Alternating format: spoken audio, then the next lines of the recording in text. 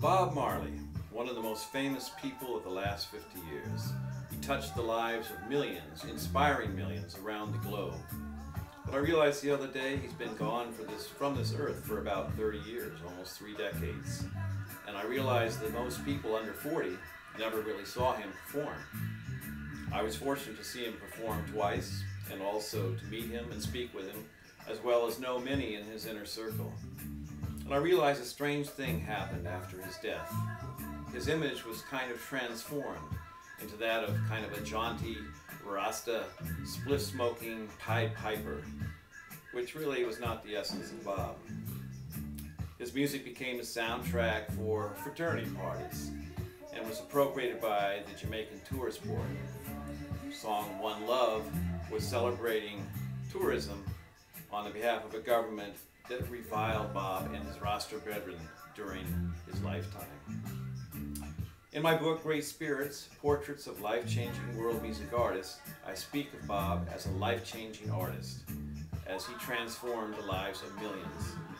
And I try to focus on this side of Bob that was the essence, the spiritual, the fighter for African peoples worldwide, the one who spoke out on the behalf of oppressed people, the representative of Rastafari.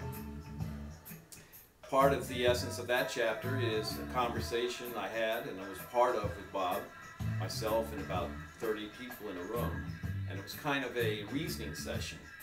When Bob was on tour, people would come and gather wherever he was just to be near him.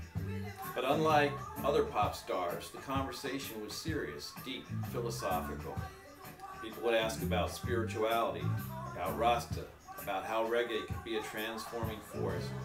People would question Bob and challenge him. And that's the conversation that I was a part of and that I relate in Great Spirits. He had a great sense of humor as well as great seriousness. I remember in listening back to the tape how many times Bob would laugh.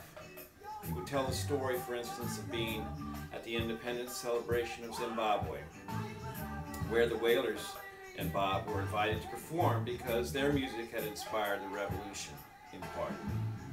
At a certain point when they were on stage, some guerrillas, some of the liberation fighters who had been locked out of the stadium had fought to come in. Bob and the Wailers were suddenly enveloped in tear gas as the government forces tried to repel people coming in. The Wailers panicked and ran off stage. Later, Bob recounted the incident with laughter, saying, "Well, I guess we know who the real revolutionaries are." So that is Bob Marley. Very serious, very real, very down to earth, full of life.